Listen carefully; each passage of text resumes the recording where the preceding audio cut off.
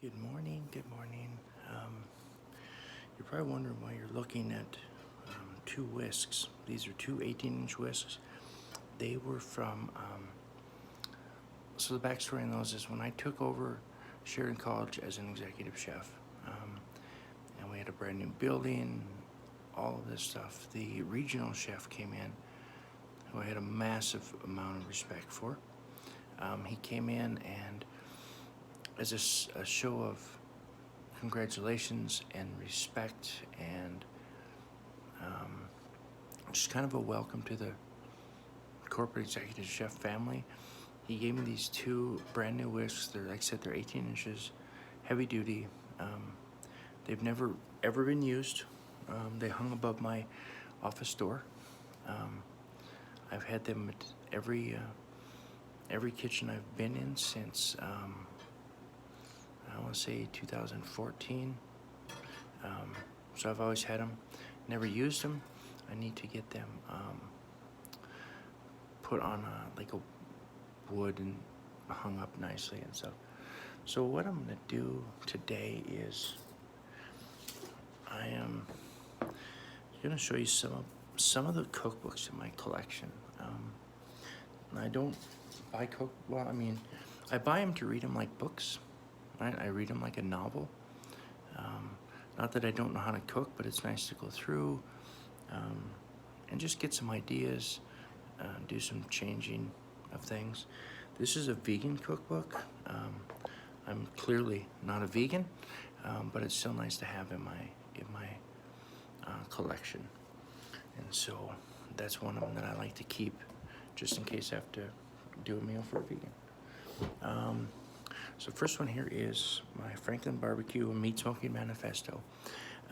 This is by Aaron Franklin, who I consider to be probably the top barbecuer in the world. He started on a roadside shack, and within a handful of years, he was the premier in the country as far as barbecue. He opens at 11 in the morning. He stays open till his product is gone, which usually doesn't take very long. He is really a legend in there. Keeping on with the barbecue theme, here's a book by Chris Lilly.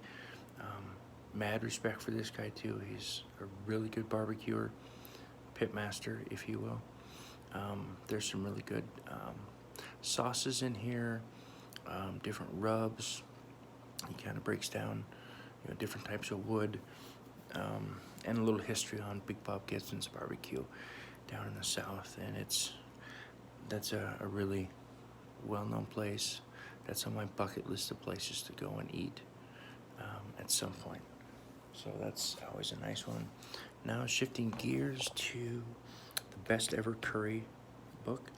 I got this at Barnes & Noble years ago. I like to go in there and buy like discounted and cheap cookbooks just so that I can want to add to my collection, but it's just good to kind of go through and get some different ideas.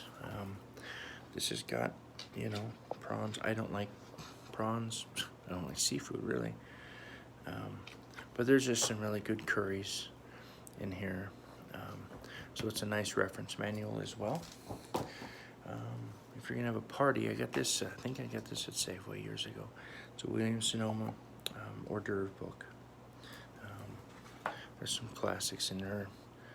Little phyllo triangles. Phyllo dough is fun to work with, but it's kind of a pain in the ass, to be honest with you. So this is a nice one to have around in case I want to have a party, which, let's be honest, I'm not going to. Stephen Ranklin's book on ribs.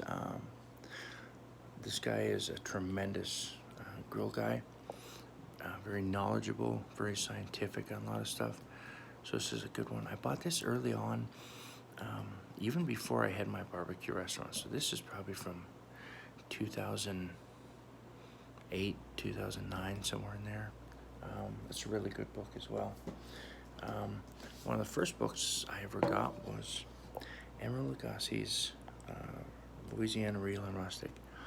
Emeril's a big-time TV chef, but he's also, guy's hella talented and hella good. A lot of respect for him and what he does. He's got some phenomenal restaurants, but there's some great Cajun Creole stuff in this book as well. Another one of the very first ones I ever bought was Mario Batali's Molto Italiano. These are really some simple recipes in here. They're good, they're quick, they're easy. This is years ago. It's gonna be, whoops, my finger's in the way. I need to get a tripod for this thing today. He's obviously had his fall from grace, right? He's out of the public eye for the most part anymore. But nonetheless, a really good book to have as a reference. Now we switch over to seafood again. Gordon Ramsay, Passion for Seafood. The thing about Gordon is, I mean, yeah, he's intense and he's an a-hole, but he's really just trying to break people down to make them better. And he will push you, and he'll push every button you have, but eventually he will break you down and make you better. So this is a really good book if you like seafood. There's some really good recipes in that one. I got this one, Jacques Pepin, Complete Techniques. If you're a technique nerd like I used to be, this has everything from how to peel peppers, celery, how to saute fish in butter. There was a DVD with it, but I honestly don't know where the DVD went. But this is a good one if you want to brush up on your techniques. Next one, another Gordon Ramsay one, In the Heat of the Kitchen. Some of the stuff in Ramsay's books aren't necessarily something that would be easy to do at home as a rule. I mean, most of it, yeah, but there's some that are pretty labor intensive, pretty hardcore to do, but this is a really good one as well. Huge Ramsay fan, as you can tell. And then another one, Gordon Ramsay's Fast Food. There's some really good recipes in here as well, and he talks, stocking your pantry, some soups in here. This is a little of everything. Beet soup with smoked duck. Most people probably never make that, but if you're ever sitting home and you feel like you want some beets and some smoked duck, have I got a deal for you. Another huge fan, Bobby Flay, Mesa Cookbook. There's some really good Southwestern stuff in here. Bobby Flay is, he's really kind of known for his Southwestern cuisine, blah, blah, blah. He actually really didn't start that movement. That was a guy named Dean Faring. Bobby's kind of rolled up on his coattails, so to speak. But there are some phenomenal recipes in here. And some dishes. What's this one? Yellow corn, pancakes. He's got seafood. He's got steak. He has some really good sauces in here. If you like Southwestern sauces, these are really, really good ones in there. The first cookbook I ever bought was this one here. I was in culinary school, and I asked one of my instructors, I said, if I had to buy one cookbook, like what would be the best one to buy? And he said, Julia Child, Mastering the Art of French Cooking. Everybody knows who Julia Childs is. She really, truly was an amazing chef, and she made things so easy for people. Some of the recipes are, can be a little weird to follow, but either way, one of my all-time favorite books is this one here, because I'm a huge Julia fan anyway. This is another one I have, Barbecue Sauces, Rubs, and Marinades. Again, I read these books like novels, but I also pull ideas out of them. There's sauces in here that I have made and then changed ingredients, changed amounts of ingredients, etc. So that's a nice thing. I just like to, I have skill and talent anyway. I just like to pull stuff from other places and change it to make it my own. another one on barbecue sauces. Paul Kirk is pretty good. Old fat guy. He knows barbecue. Italian food is by far my favorite, and this is one of my favorite Italian books, regional Italian cuisine. What's cool about this book is, I mean, there's a lot of good recipes in here and such, but when you get to certain parts of it, it breaks it down as far as, like this one here. It will show you what region this is from, these recipes are from. Give you a breakdown on basically the culture of this area, the wines, and then it'll list a bunch of recipes like appetizers, first course, second course, right? So it's really cool. It's a good book. I paid a pretty hefty amount for this book, but it was definitely worth it because it's a tremendous book. James Peterson's book on sauces. This guy's probably the foremost expert on sauces. I mean, this is almost 600 pages of, I mean, every possible kind of sauce you could ever imagine or want. And it breaks it down. You got a white wine with 3 raisins, white sauces, veloutés. I mean, everything you could ever want to know. And it gives you different options for things. It doesn't focus very well. Kind of like me. So here's my book on sauces. Here is another book on sauces by Michael Rue. This one's pretty good, not as in-depth as Peterson's, but it still shows some really good stuff how to make crustacean oil. Flavored oils are really fun to make. I love making them because you can really kind of twist the flavor to however you want it. And I'm a wine snob, sommelier, so Windows on the World wine course. This is a really good book. Now, this Windows on the World was a restaurant at the top of the World Trade Center. Kevin Zerali, and he wrote a few books, I believe, on this. This is 2006 edition.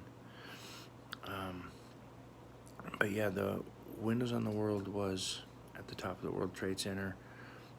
He lost, I want to say, 13 staff that day, something like that, the day the Twin Towers fell. So, another good read. Evan Goldstein's Perfect Pairings. I've used this on multiple occasions just to kind of tweak what I'm doing or give me some ideas on pairing food and wine at certain times. Just got lists of wines, what they go with, recipes that work well with them, with the certain wines. So that's always a good one. Pleasures of the Vietnamese Table. I'm not a huge fan of Vietnamese food. I mean, I've taught it at a school, but I don't make it enough to honestly be that good at it. But it's nice to have in case I ever decide I want to make Vietnamese food, I guess. What's next?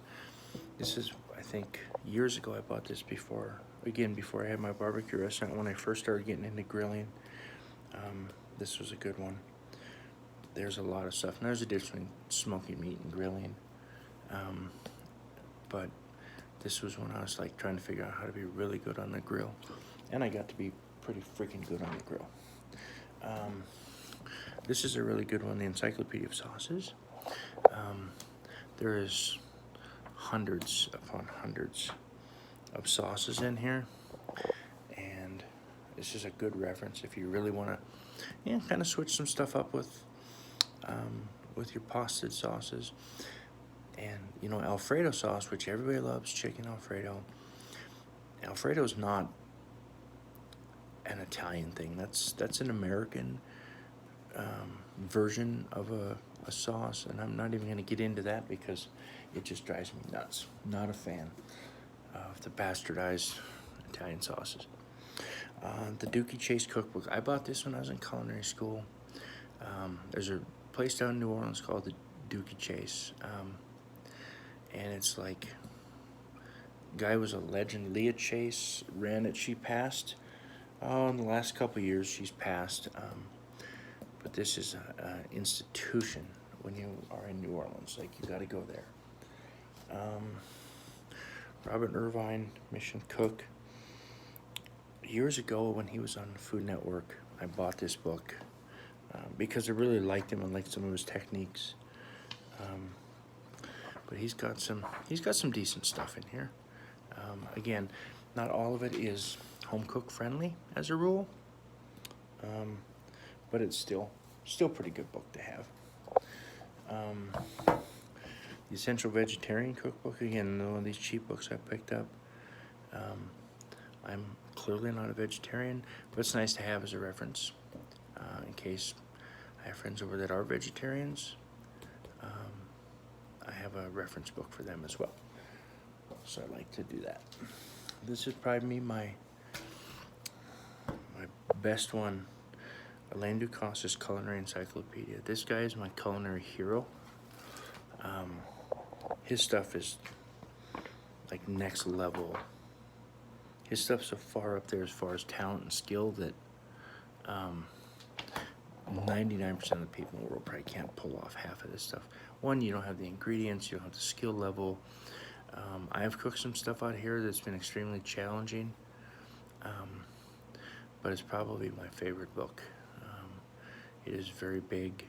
There's one, it's a roast orleans soup that I remember seeing early on. And orleans is a bird. It's like you make this soup and then you put a roasted baby bird in the soup. It's really weird. It just kind of floats there. You're just kind of chilling. This was my book when I was in culinary school.